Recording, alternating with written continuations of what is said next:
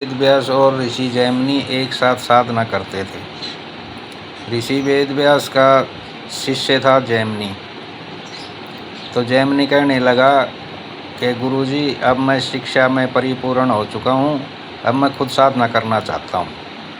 तो ऋषि वेद व्यास बोले, ठीक है बच्चा, आप यहाँ साधना करो, मैं और कहीं धूना लगा लेता हूँ।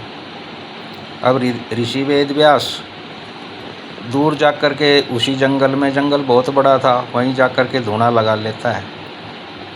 अब कुछ टाइम बीत जाने के बाद में, 5-7-10 दिन बीत जाने के बाद में, एक दिन ऋषि वेद व्यास के दिमाग में आई कि ऋषि जैमिनी की परीक्षा लेनी चाहिए।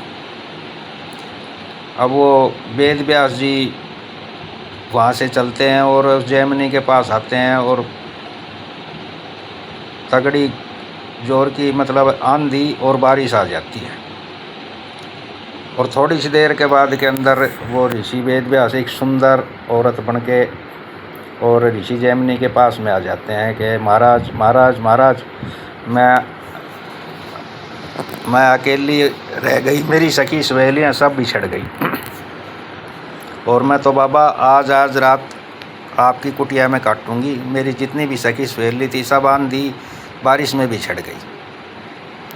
अब ऋषि जैमिनी मुनि कहने लगे कि नहीं बच्चा, ये तो साधु संतों का डेरा, आप और कहीं जाइए।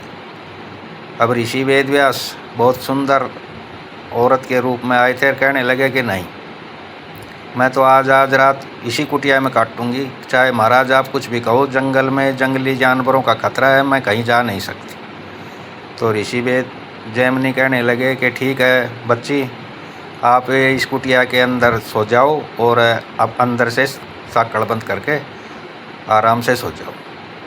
अब 12 बजे तक तो ऋषि जैमिनी ने धूना तपा, यानी कि भक्ति करी, और 12 बजे बाद में उसकी नीयत में खोट आ जाता है और वो कहता है कि बच्ची गेट खोलो, दरवाज़ा खोलो, मेरे तो पूजा की सामग्री अंदर रह गई। अब वो वेद व्यास जी अपने वहीं साधना में बैठ जाते हैं कुटी के अंदर।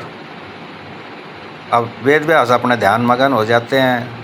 अब दरवाज़ा नहीं खुला तो ऋषि जैमिनी ने वो ऊपर से छांद उखाड़ के अंदर घुस जाता है।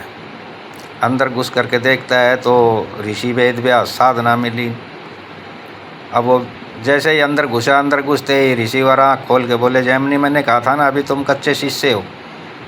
बोले गुरुजी, मैंने तो सोचा मैं पक्का शिष्य हो गया। अब ऋषि जैमिनी को दोबारा से वेद व्यास जी की शरण में रहना पड़ा। दोस्तों, कहानी यहीं ख़त्म होती है। नमस्कार।